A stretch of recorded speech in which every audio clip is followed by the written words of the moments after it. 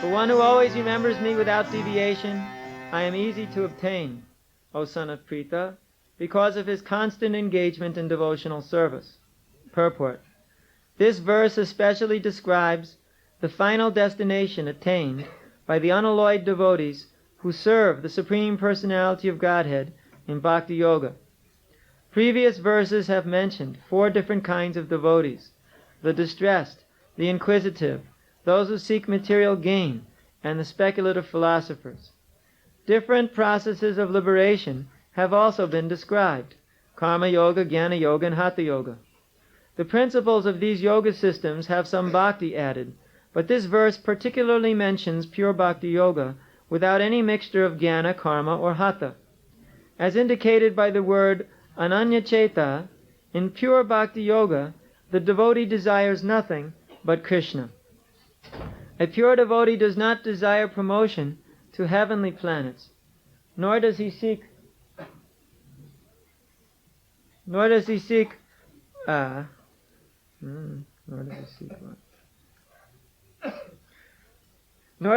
oneness with the Brahmajyoti or salvation or liberation from material entanglement. A pure devotee does not desire anything. In the Chaitanya Charitamrita, the pure devotee is called Nishkama, which means he has no desire for self-interest. Perfect peace belongs to him alone, not to them who strive for personal gain. Whereas a Jnani Yogi, Karma Yogi, or Hatha Yogi has his own selfish interests, a perfect devotee has no desire other than to please the Supreme Personality of Godhead. Therefore the Lord says that for anyone who is unflinchingly devoted to him, he is easy to attain. A pure devotee always engages in devotional service to Krishna in one of his various personal features. Krishna has various plenary expansions and incarnations, such as Rama and Nrsimha, and a devotee can choose to fix his mind in loving service to any of these transcendental forms of the Supreme Lord. Such a devotee meets with none of the problems that plague the practitioners of other yogas. Bhakti Yoga is very simple and pure and easy to perform.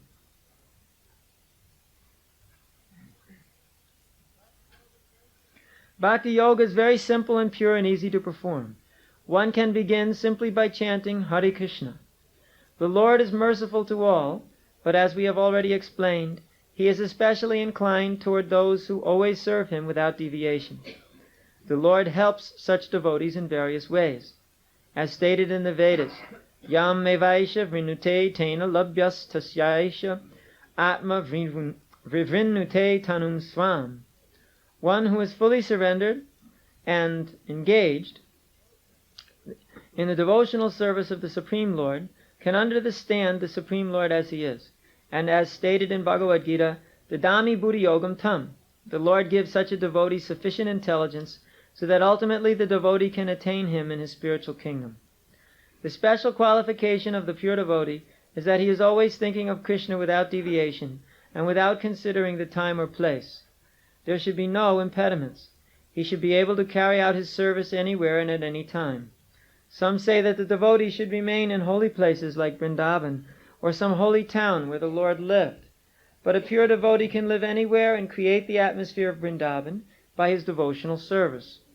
It was Sri Advaita who told Lord Chaitanya, "Wherever you are, O Lord, there is Vrindavan," as indicated by the words Satatam and Nityasha, which mean always, regularly, or every day. A pure devotee constantly remembers Krishna and meditates upon him. These are qualifications of the pure devotee for whom the Lord is most easily obtainable. Bhakti Yoga is the system that the Gita recommends above all others. Generally, the Bhakti Yogis are engaged in 5 different ways. Number 1, as Shanta Bhakta, engaged in devotional service and neutrality. 2, Dasya Bhakta, engaged in devotional service as servant. 3, Sakya Bhakta, engaged as friend. 4, Vatsalya Bhakta, engaged as parent. And 5, Madhurya Bhakta, engaged as conjugal lover of the Supreme Lord. In any of these ways, the pure devotee is always constantly engaged in the transcendental loving service of the Supreme Lord and cannot forget the Supreme Lord, and so for him the Lord is easily attained. A pure devotee cannot forget the Supreme Lord for a moment, and similarly the Supreme Lord cannot forget his pure devotee for a moment. This is the great blessing of the Krishna conscious process of chanting the Mahamantra, Hare Krishna, Krishna Krishna, Hare Hare, Hare Rama, Rama Rama, Hare Hare. Ananya cheta satatam yomam smarati nityasha tasyaham sulabha partha nityayuktasya yogina. For one who always remembers me without deviation, I am easy to obtain, O son of Pritha, because of his constant engagement in devotional service.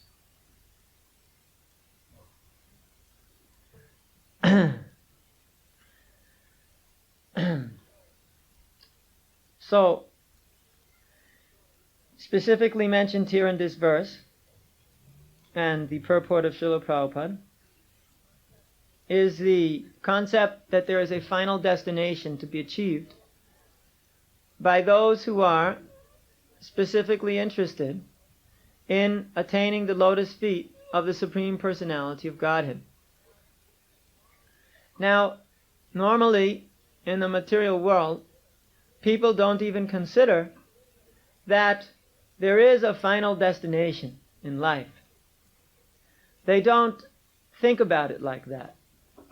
We've been discussing the last few days in Vienna, according to the lecture series there, that people of the modern world, especially in this Kali Yuga, do not have a goal of life.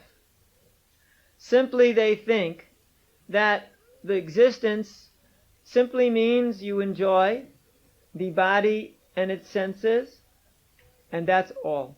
If there is a goal, that is the goal.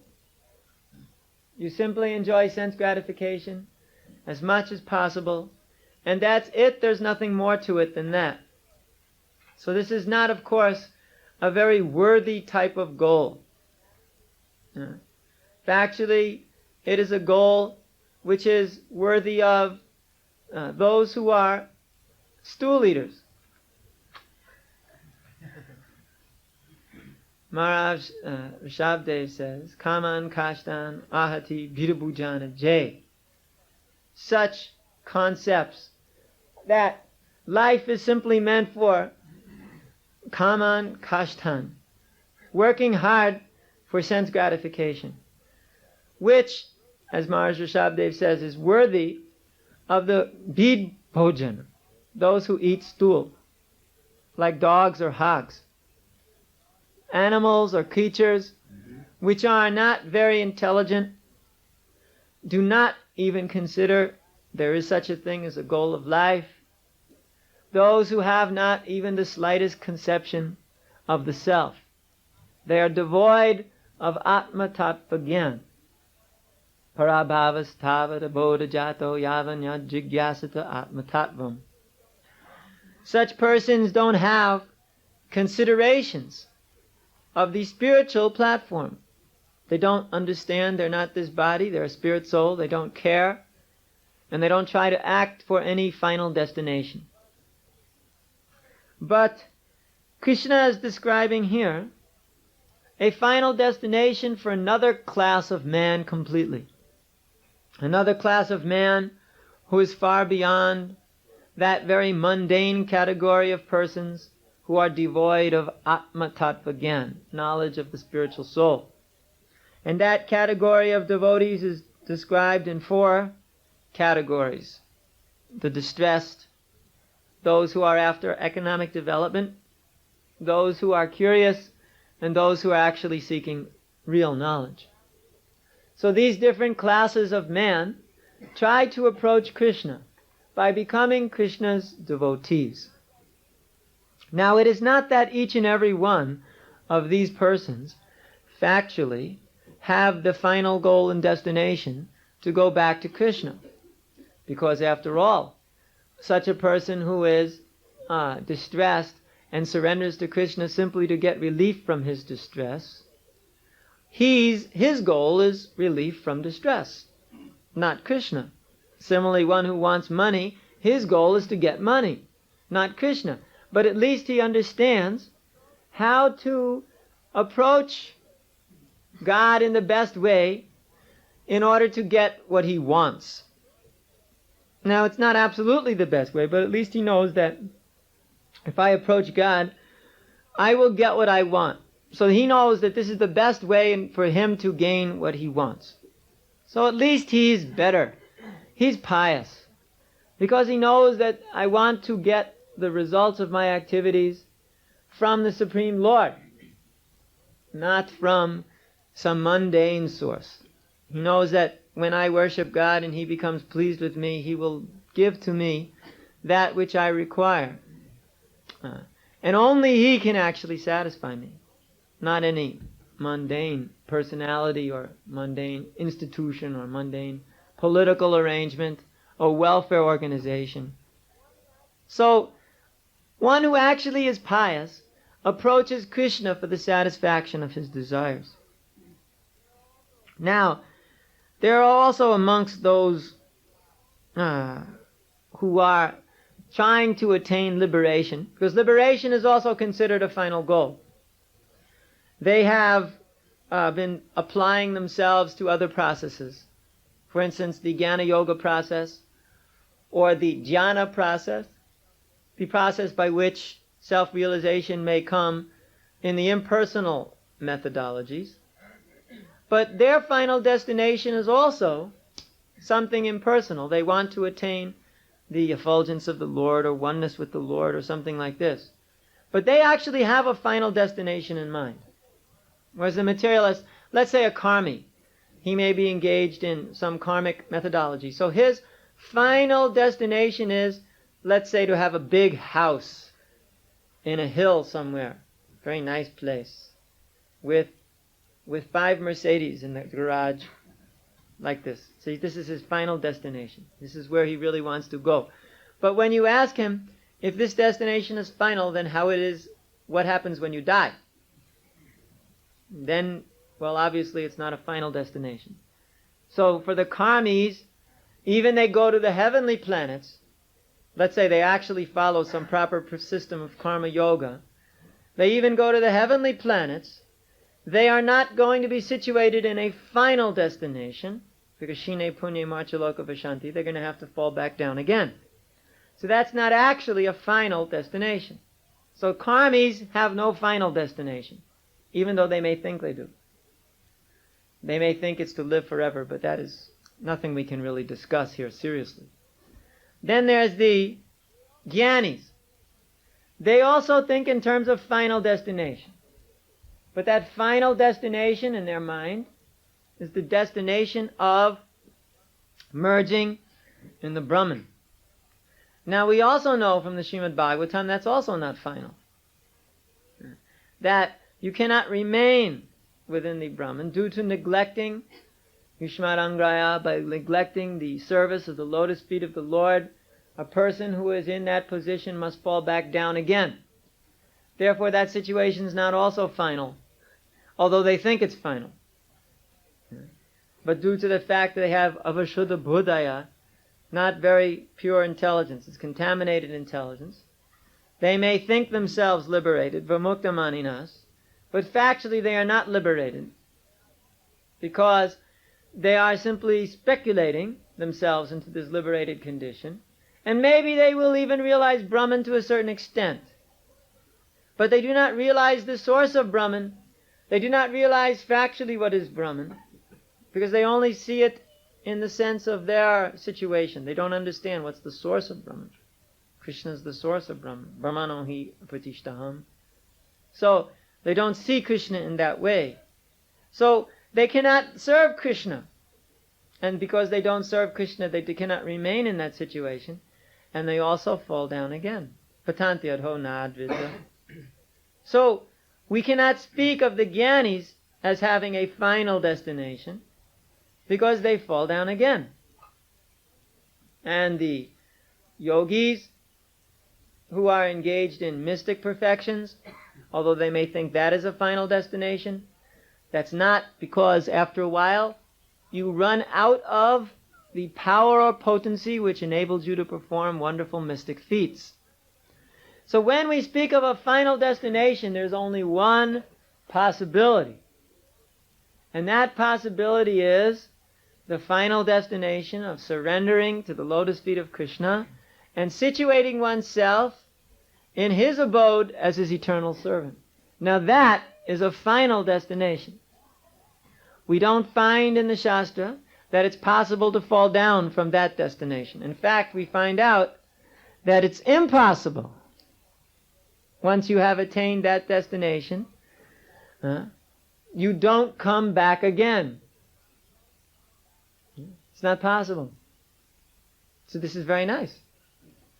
One, he goes there, he can't fall. And not only that, but it's not that he goes there and he gets a big house and 5 Mercedes. They don't have Mercedes in the spiritual world. They don't need Mercedes in the spiritual world. They've got much better forms of transportation. And not only that, they have nowhere to go, because they're already there.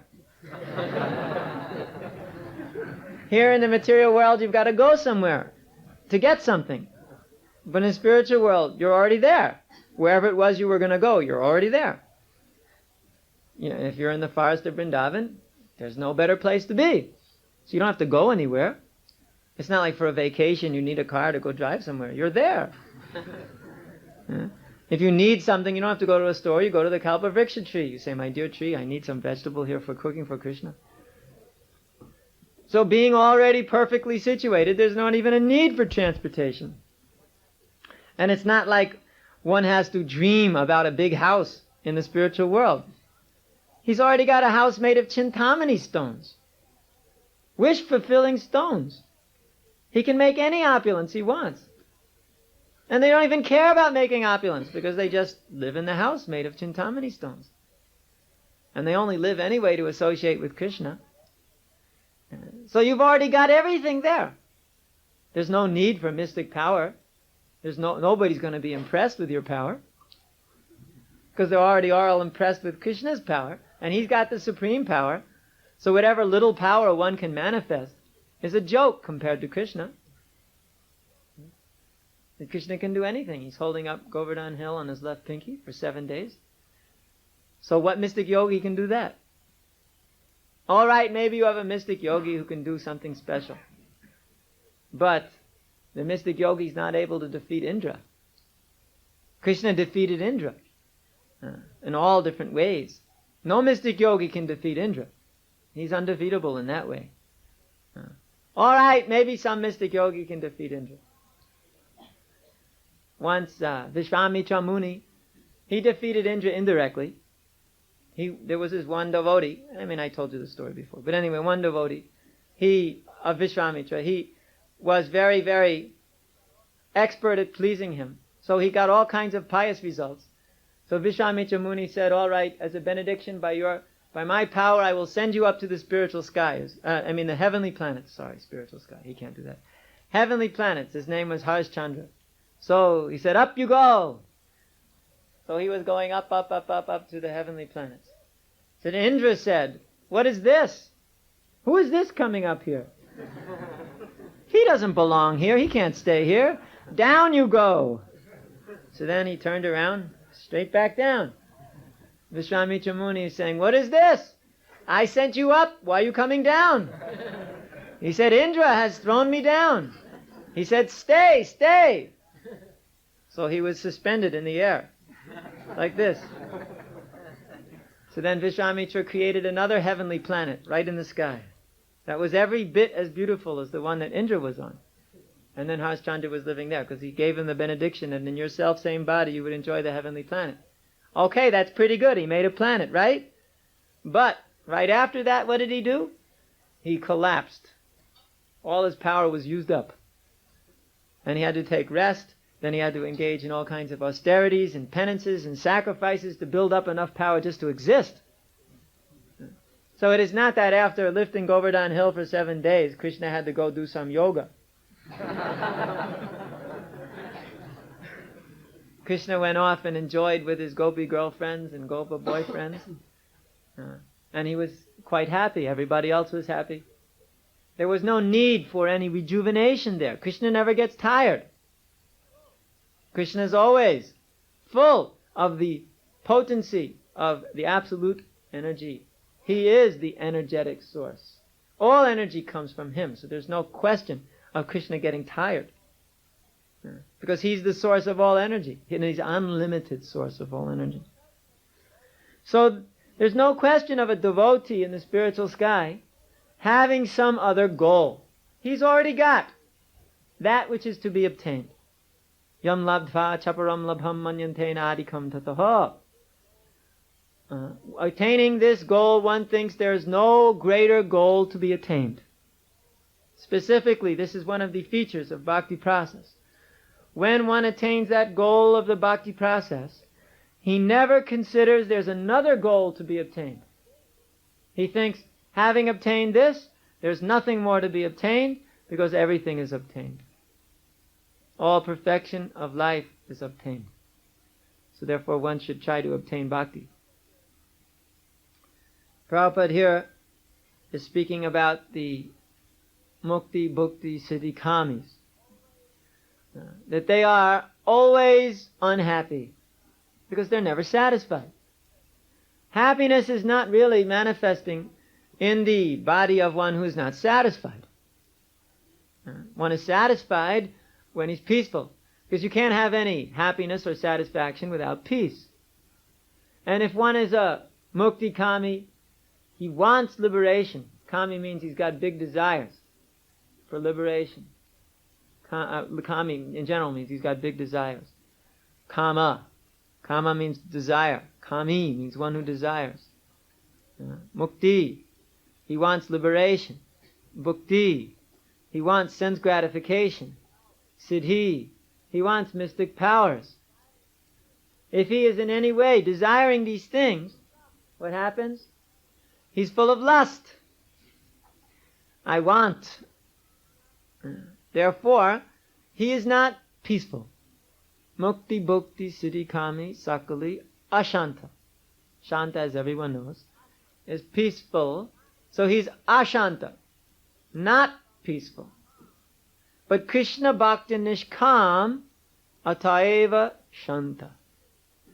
He, a Krishna devotee, because he's nishkam, he's got no personal desire to fulfill. He is peaceful. And from that platform of peacefulness, he can actually develop full happiness. Because he's simply serving Krishna, according to Krishna's instructions, as they are given here in Bhagavad Gita and other Vedic literatures.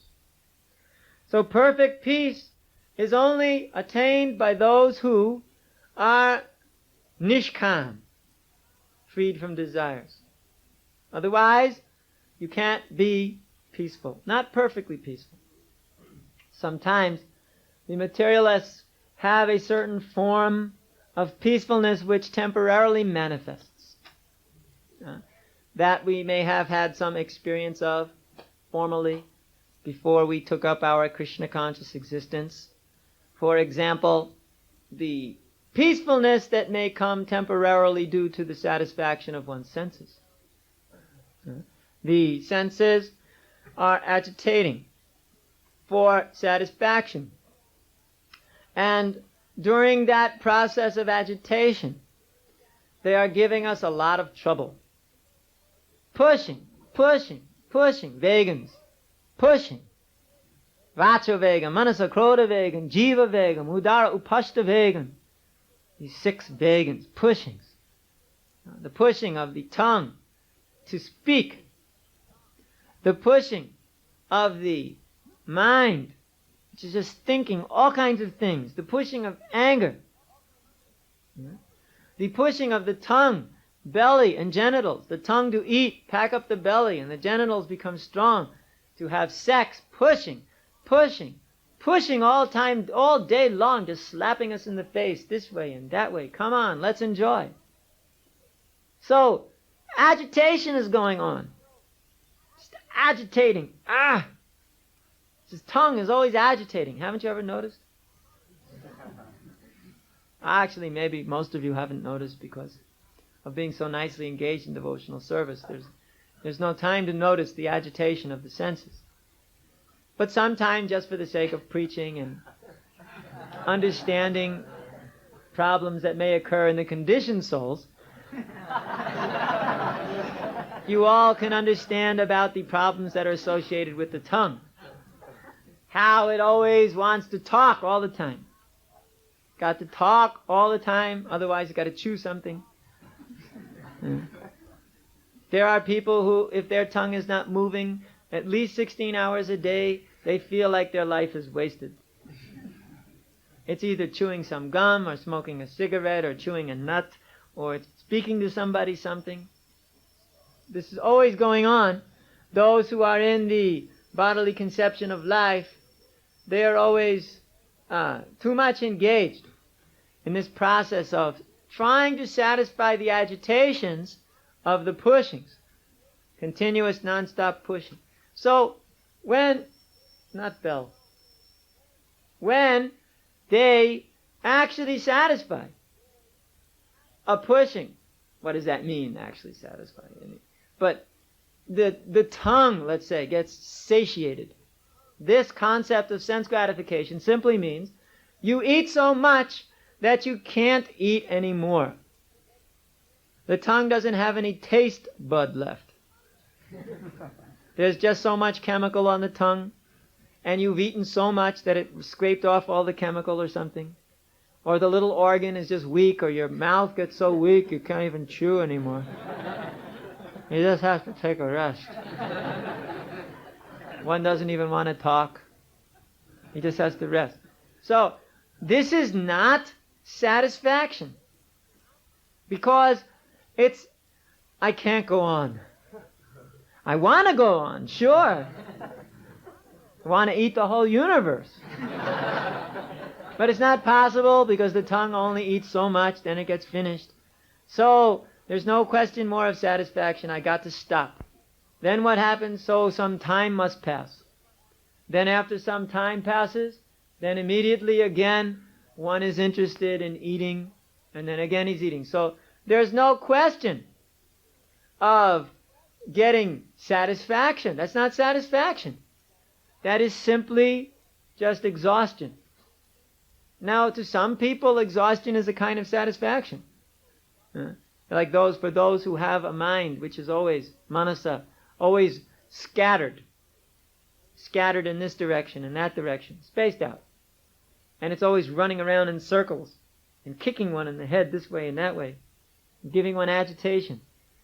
So when one is doing a lot and he becomes completely exhausted, for him it's just like heaven.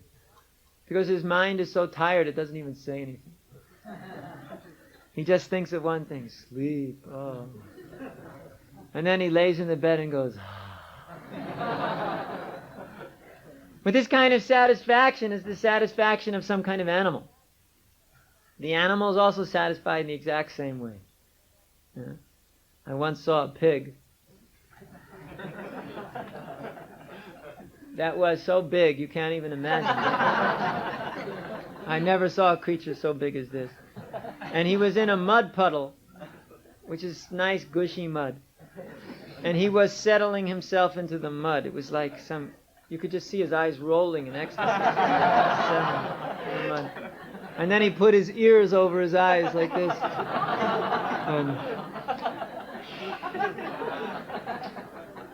So for some creatures, this is definite a form of ecstasy. Those in the mode of ignorance have their ecstasy.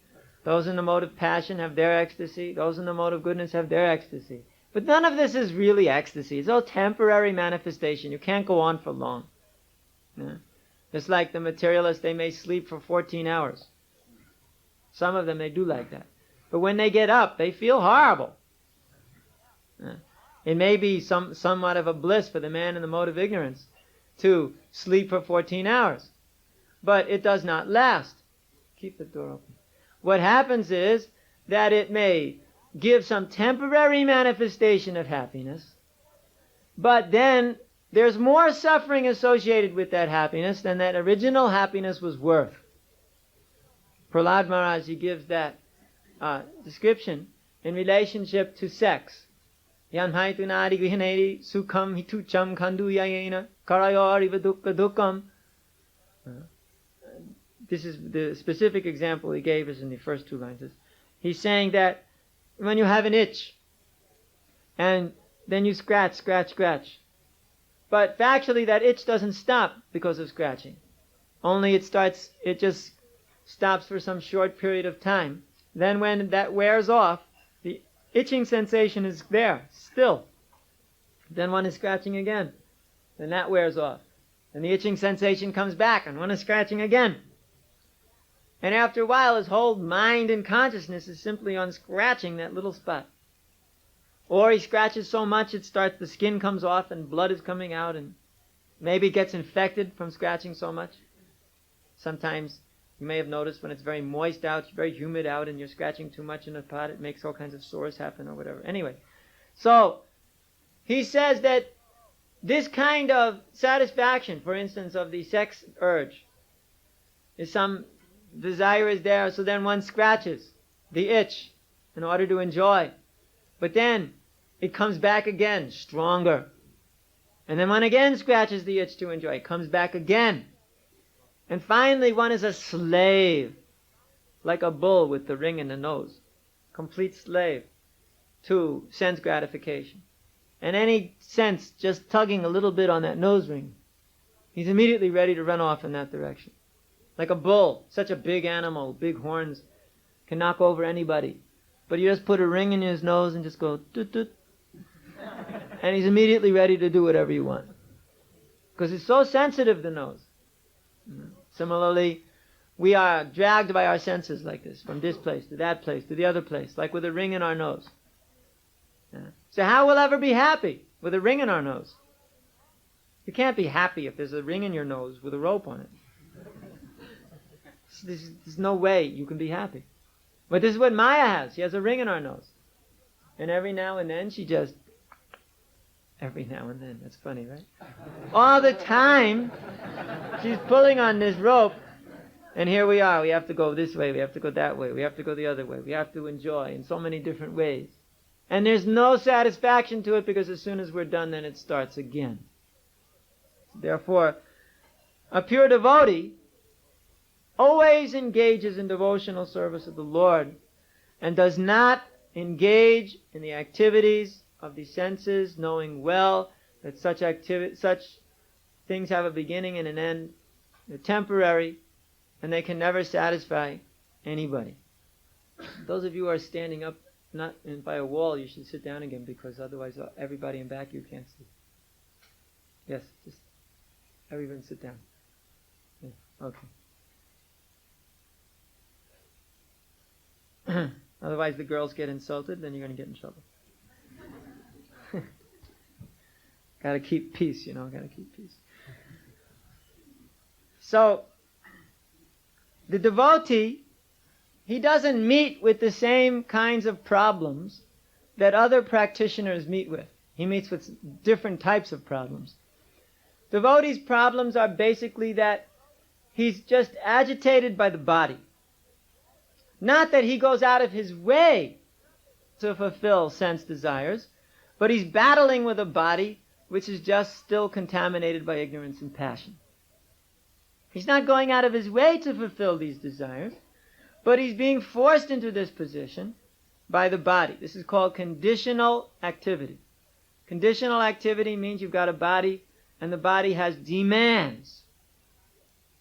It is not like you can say to the body, "No thanks, body." It's a demand. You are going to eat. Understand? Your tongue and your stomach, they have a team. The mind is the lawyer again, who represents them. And they want to eat, and they want to eat now. These are our demands.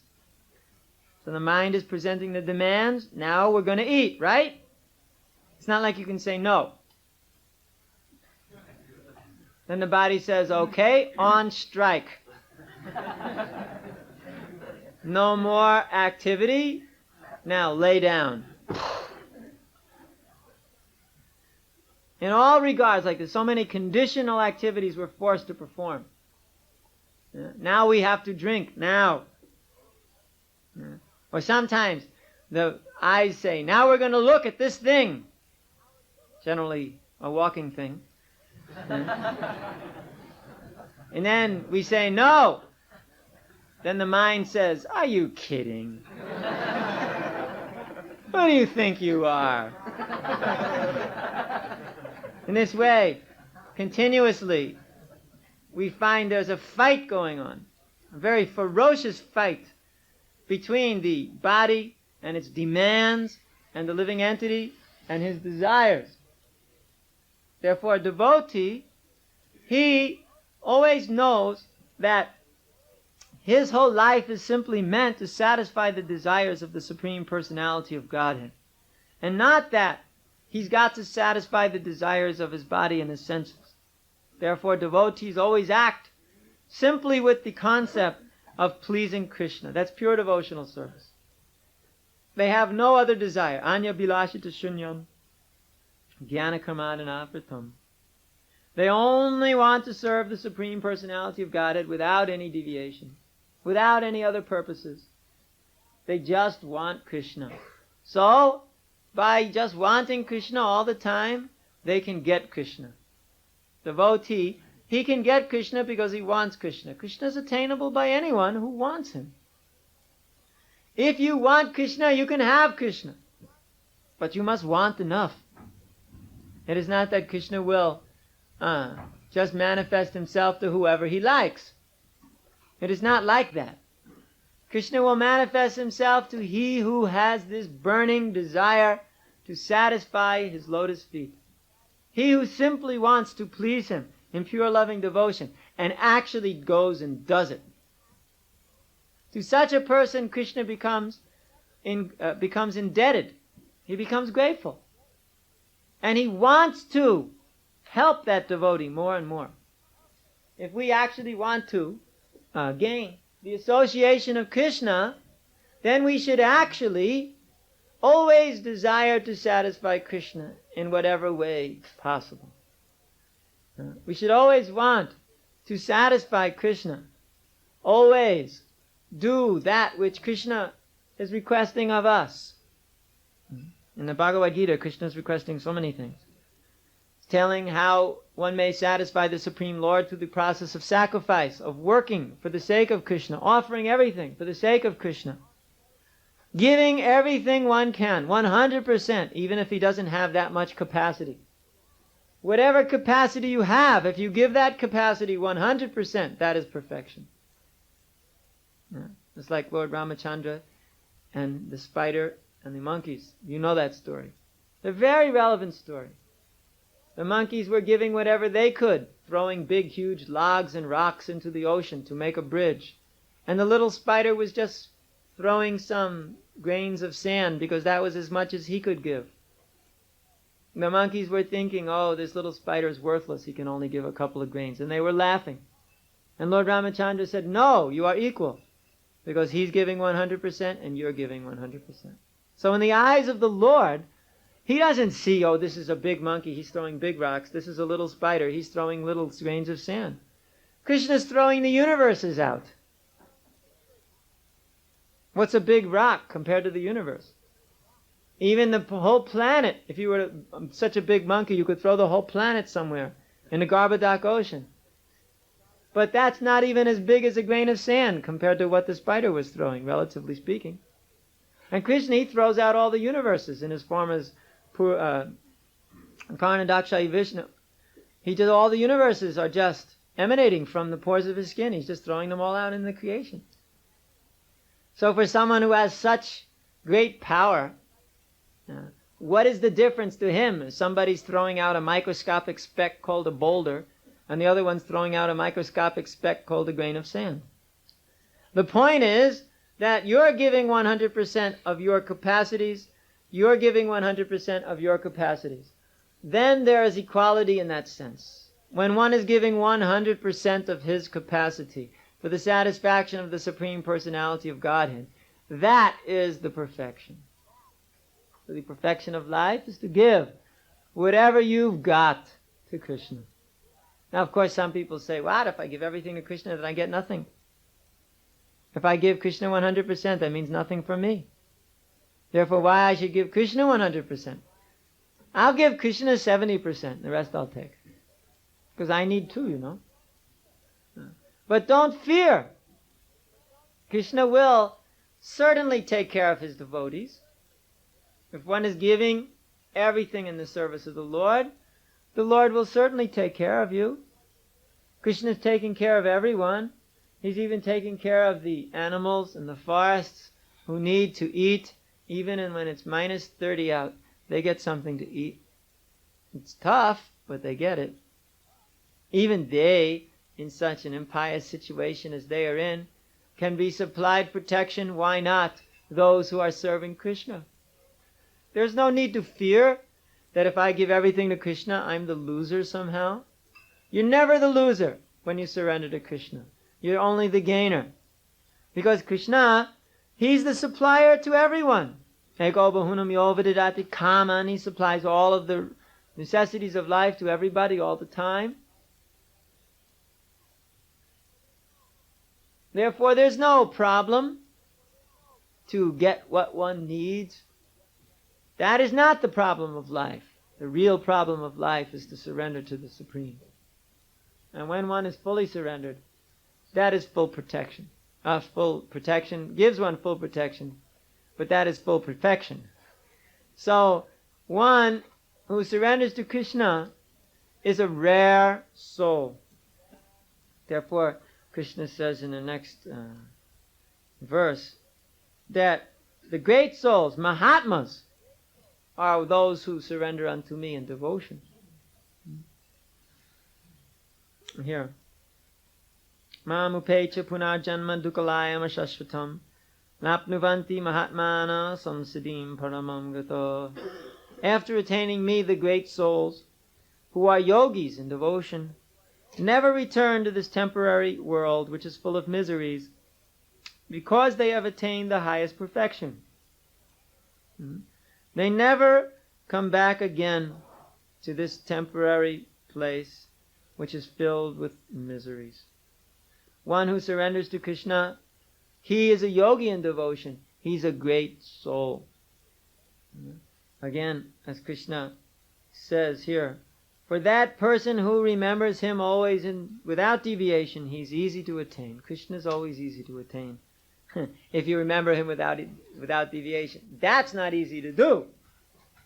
But if you can do that, then it's easy to obtain Krishna, because of the constant engagement in devotional service.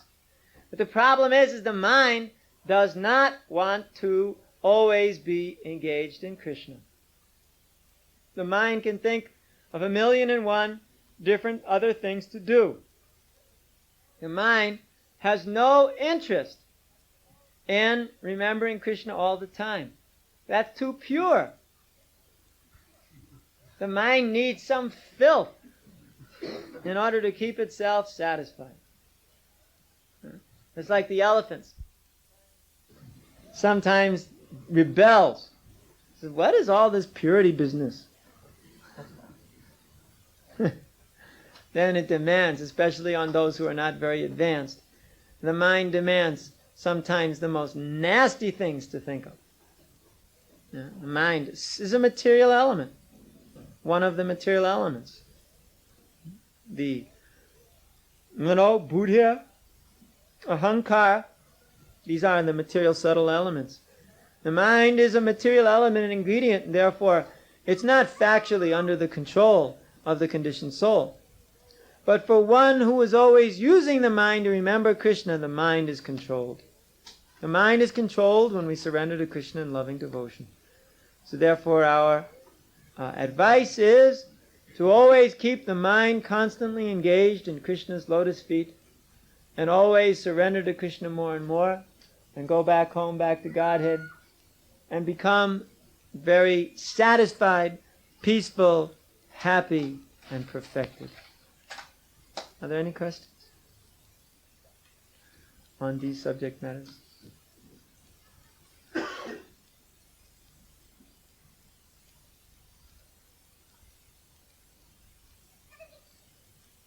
Yes.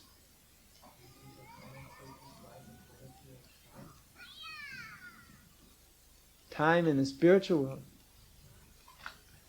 Time in the spiritual world is conspicuous by its absence. For time is only understood in terms of past and future. In the past I was doing something, now I'm not doing it anymore, because time has passed. In the future I want to do something, I cannot do it now, it's not the time. So we think of time only in its relative position of past and future. But Krishna is time. Krishna is actually that presence of time, which is pushing things forward for fruit of action in the material world. In the spiritual world, Krishna is all-pervading in his personal presence. Therefore, he does not have to pervade as the time factor, because everything there is eternal presence. It's eternal existence. It's ever present and existent. It is not that in the past things were better than they are now, or in the past things were worse than they are now. It's a continuous blissful state. Therefore, nobody thinks about time like that, because it's a completely different situation. Here, time has a function to enable us to attain the fruits of our actions. In the spiritual world, time has no function like that. Actually, time has no function at all. Therefore, nobody thinks about time, because they just think about Krishna. Because anyway, Krishna is time. He's the time factor. He's pushing everybody forward.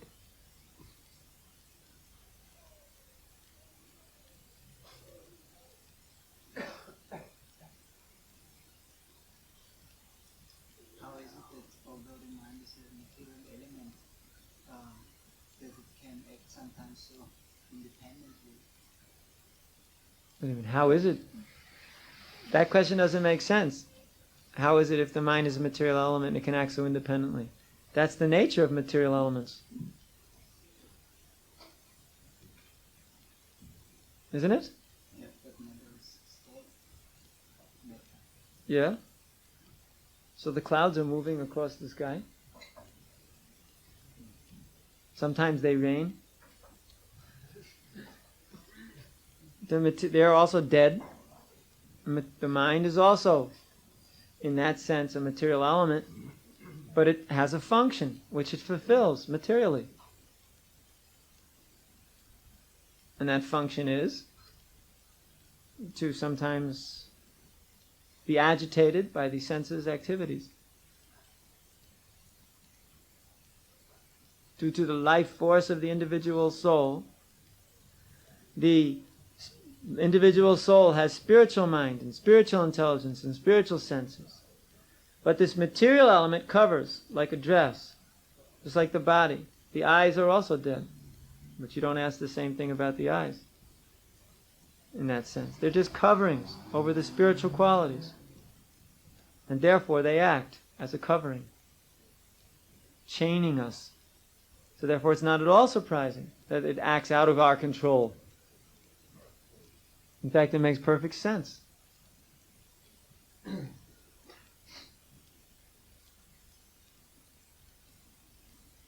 said that the senses demand and the mind on their behalf acts as a lawyer.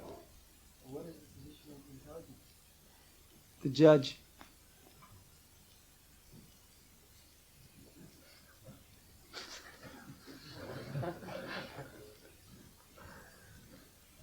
The judge listens to the case.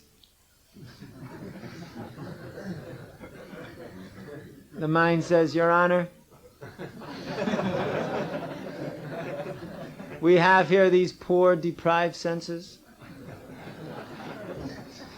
Their whole existence is simply dedicated to their objects.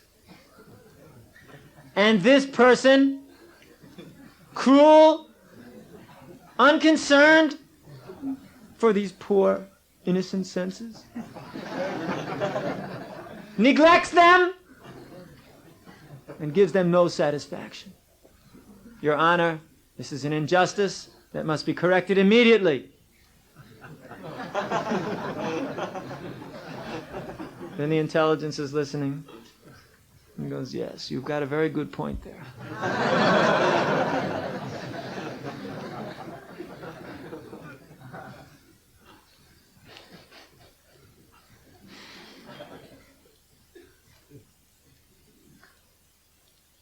That's not exactly a Vedic description of it.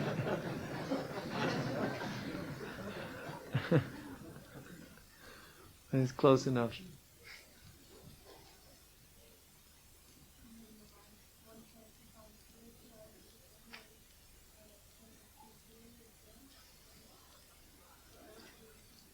The mind is spiritualized when the spiritual body is developing, in the sense that if you really want it to the point where it doesn't fall down again, you have to wait till the spiritual body develops and the spiritual senses and spiritual consciousness is fully manifested. There's no more material contamination. Otherwise, there's always a problem, always a possibility of fall down. Spiritualized, you can have a spiritualized mind when your mind is always chanting Hare Krishna, for instance, or always thinking of devotional service. Your mind may be spiritualized, but not completely. Still some contamination is there, and sometimes that grows bigger and causes one to fall back again. So don't count on the mind maintaining a position of infallible purification until one is in his spiritual body. Until that point, one must be always very careful of the mind falling backwards again. I don't know if I answered your question. No, okay.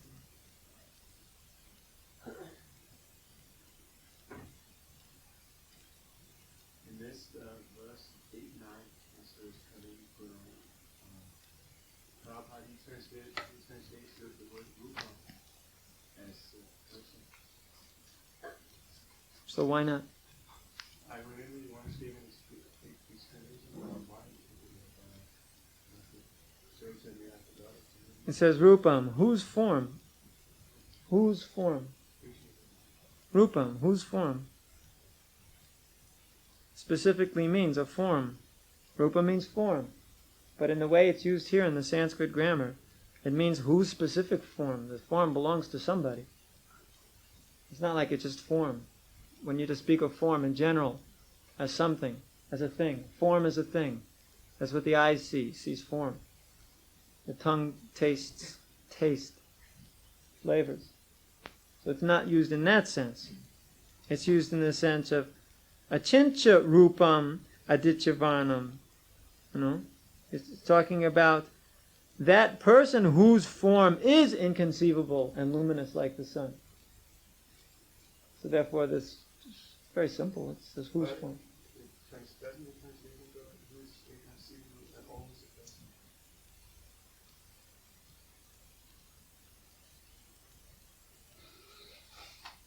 Yeah. So I didn't understand why form exists. What do you think he is? A statue? How about a little can?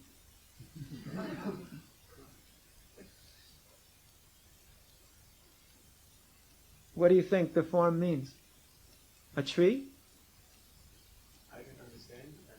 You can understand what? That tree is a person. But why? So then? But why the word form is here? Whose form? He's a form. He's a person. Otherwise, what is he? A can? A tree? No, but forms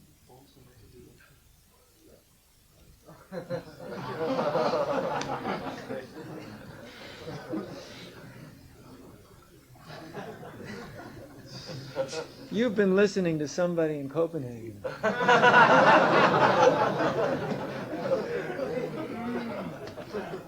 Is this what you've been having in your classes there? No, I didn't listen. You got it yourself. We got another one. Come on, come on. Form means form, not unform. I say form means form. You say form can also mean non-form. Impersonal means no form. Or you think impersonal means a can or a microphone stand? No, that's not the way we say the impersonal. When we speak the word impersonal, we mean that so-called formless so-called formless existence of Brahman. Impersonal form, when we speak like that, we're referring to that which has no form manifested. It doesn't mean that, the microphone stand is impersonal. We don't speak like that. Understand? When we say rupam, we refer to form. But we're talking here of living rupa. All these qualities listed again and again and again. Why in heaven's name would Prabhupada say rupam? Would Krishna say rupam if he didn't mean personal? What did he mean? That's why I keep saying, did he mean he's a can, a tree? It means person. You understand? Does everybody else understand, or is it me? I'm just too tired. It's quite possible, I know. What do you think, Sachinanda? Yeah, I'm tired. Oh, it's obvious. Okay, he's just being dull. Okay. I know he has a different idea. So what's your idea?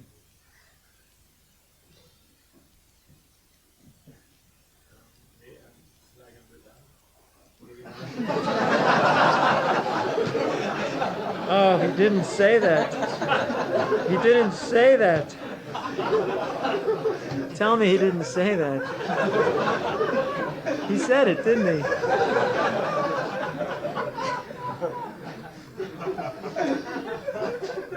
You want it tomorrow when the deities open? You can go up to Krishna. We'll put you right here in front of the altar. And you can ask Krishna if he has a form like a mridanga.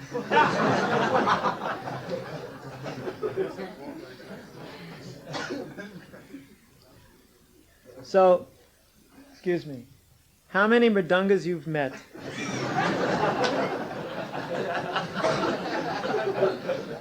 Who know everything? Who are the oldest? Who are the controller? Who are smaller than the atom?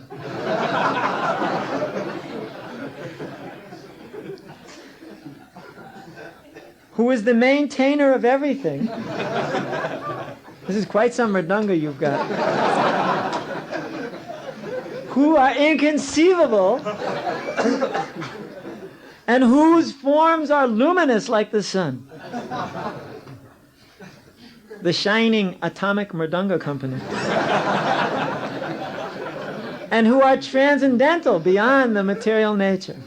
Now, if you have a mridanga like this, you can please deliver it to us and we will be glad to play it.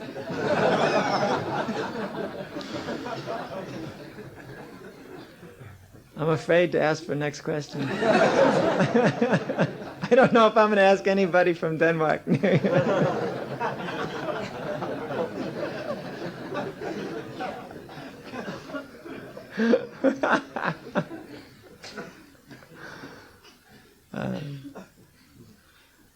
I only see Danish hands in the air. I'm not kidding. I'm going to get in trouble. Didn't you have a question? Okay, ask it. You said that the devotees they don't go out of their way to fulfill material desires. But it's rather exclusion. Is that why they're not? Yes, the varnashram, one of the main purposes is to regulate for oneself the fulfillment of the bodily desires, and also do it in such a way that it's done in a socially acceptable context so that not everybody is disturbed by you fulfilling your desires. So certainly that is an important feature. Yes? In the next of devotion there is explained for different kinds of simple reactions. Maybe you can explain the difference in how the effect on the devotion.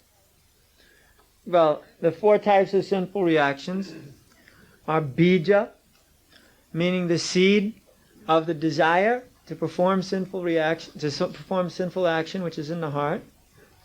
Then comes the platform called kutastha, when that seed of sinful desire manifests in a sinful activity.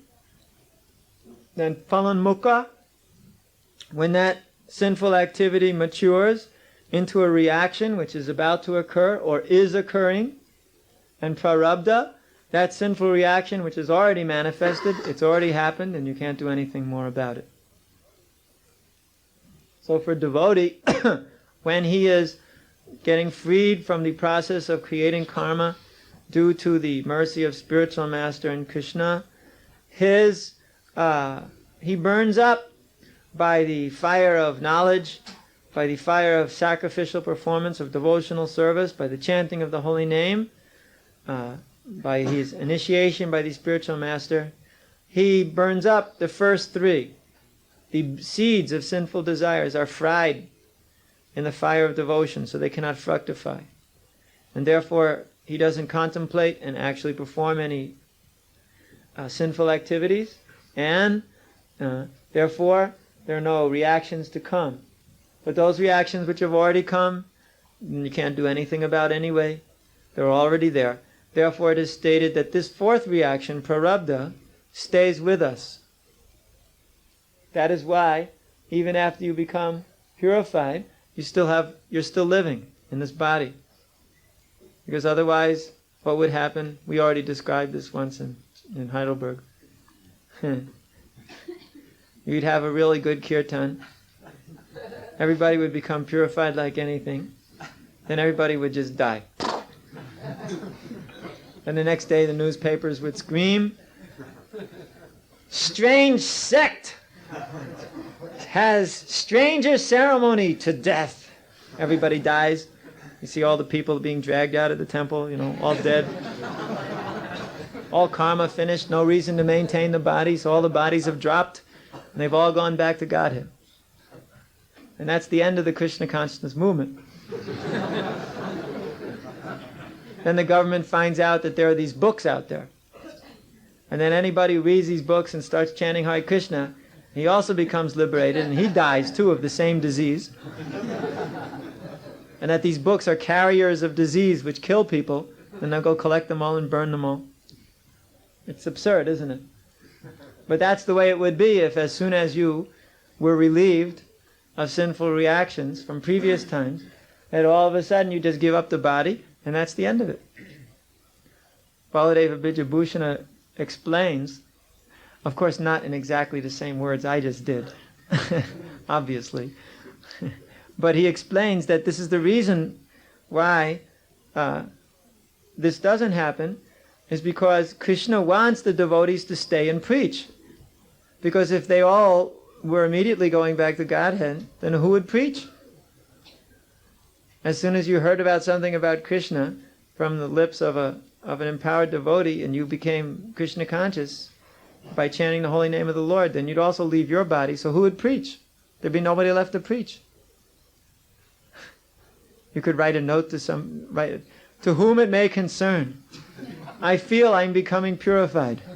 I don't know how much longer I have to go. Therefore, just in case I can't get to speak to you, just chant Hare Krishna and you'll die too. Go back to Godhead. Uh-oh, I don't know if I can finish this note.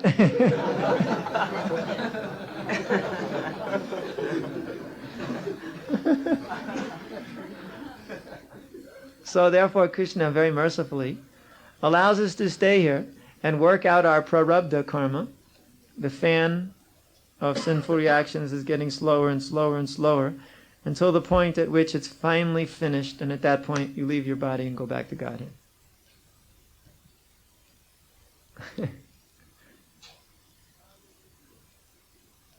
The Baladev Vijabhushana, he expressed this exact problem in his commentaries.